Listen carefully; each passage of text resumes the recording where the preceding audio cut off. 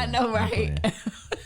It's an episode. It's all good. I got The it. title of this episode is Guard Your Heart, y'all. I've been listening to the Big Sean album, and I absolutely love that song where he's like, what does he say? Hold your head, guard your heart. So I decided to name it after that song because I've been jamming to it because Trey turned 28. And I don't know why he turned 28, and it made me think. But anyways, I started reflecting back on some things that happened in my childhood and, you know, just reminiscing on life. You know, I tend to do that when birthdays happen. And I listen to a lot of older music because most of the time it takes me back to the place that I was when I heard it the first time. You know what I mean? I think a lot of people.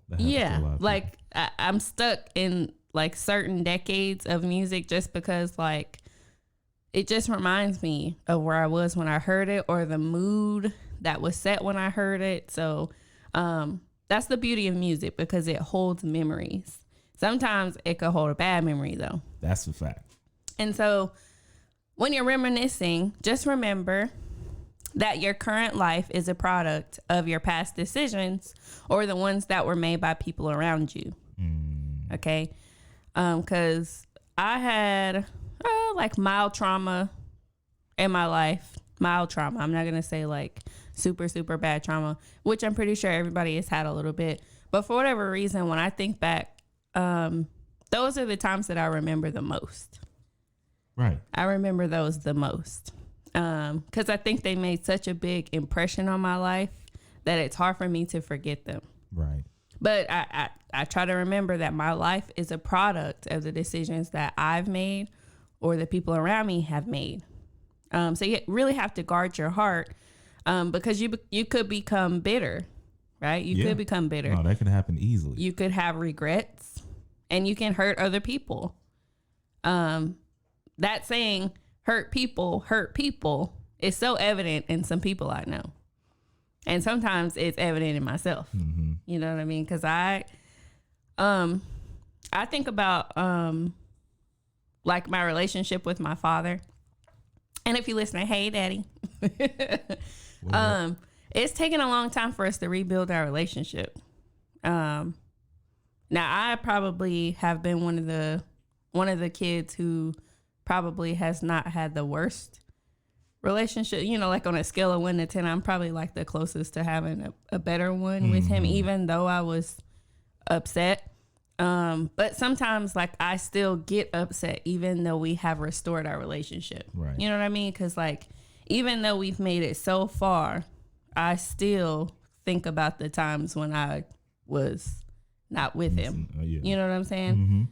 And when I was thinking about all this, I was thinking like, if I continue to think on those negative things, then I might lose some of the progress that we've made.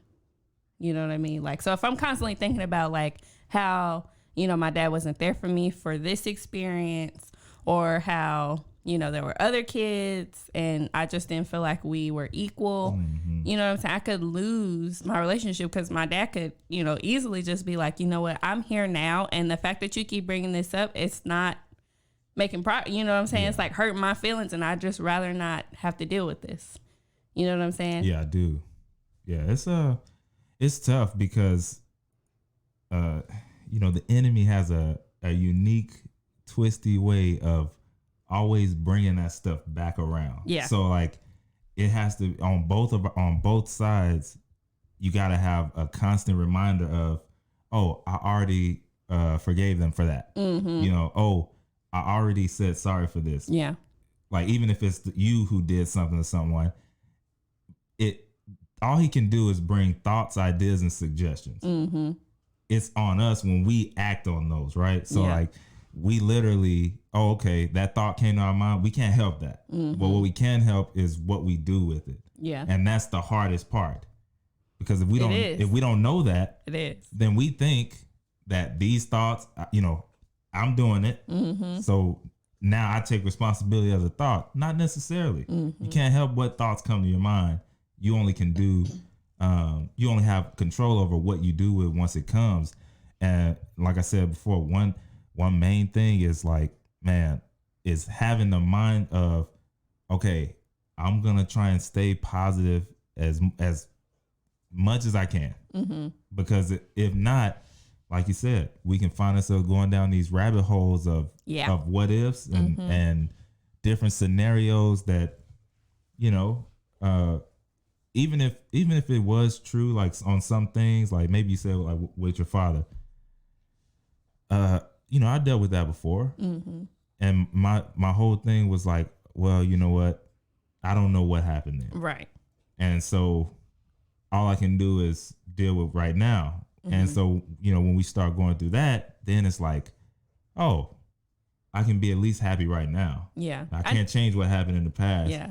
I think it's so hard. Like I'm constantly having to tell myself and ask God for guidance, because I'm like, I know where we are. I know where we are, but sometimes I still think back. Just because I don't know. Yeah, and it's just hard. It's hard because I'm like, I really do have the right to be upset, but I don't have the right to be upset time. Because at this point I've said those words, which are, I forgive you, and that's the key. And so that's yeah. the thing that I always struggle with is, like I'm constantly telling myself, like, if that were me on the other side, would sorry be enough?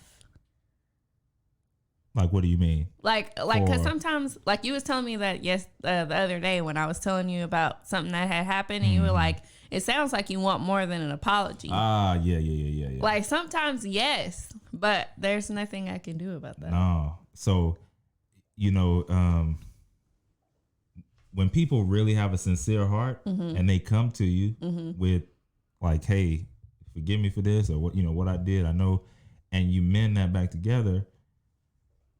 You have one person thinking, okay, I did my part, I did what I was supposed to do. Now we can move forward and push forward and build on this new establishment, you know? Yeah. And then you have somebody else who's like, yeah, I said I forgive them, but I know I don't. You know what I mean? Yeah. And then it's tough because now the other person isn't they're like, what can I do? I mean, and I'm doing technically, my best. You know, and that's where, you know, I've been on that side where it's like, man, I've said sorry, I meant it. We're not doing that, you know, anymore. Yet I still feel something. And then that's when, you know, I got the realization is, okay, I did my part. Yeah. That ain't on me no more. Yeah. That's on them. And so, you know, what they decide to do with that, again, has nothing to do with me really, because I've done what I was supposed to do. Yeah. And I really sincerely wanted to work it out. But it's hard because, again, those thoughts, you don't control those. Yeah. Like what pops in your head after certain movements or turns or what you see here. Yeah. You can't control it. I just wish that somebody would have taught me more. I mean, I'm not blaming anybody, because you know what, everybody's different, and for some people saying sorry is enough. But for years of hurt, and I'm not just, you know, ragging on, I'm just giving an example for this situation. For years of hurt or not understanding, I wish that someone would tell me, and I know you're saying you just gotta let it go, but I wish someone would have told me at that point, once I got what I wanted, what I was supposed to do next. Yeah. And that makes sense though. You know what I'm saying? Because like once I get what I've always wanted, now what? And you know, it's so funny.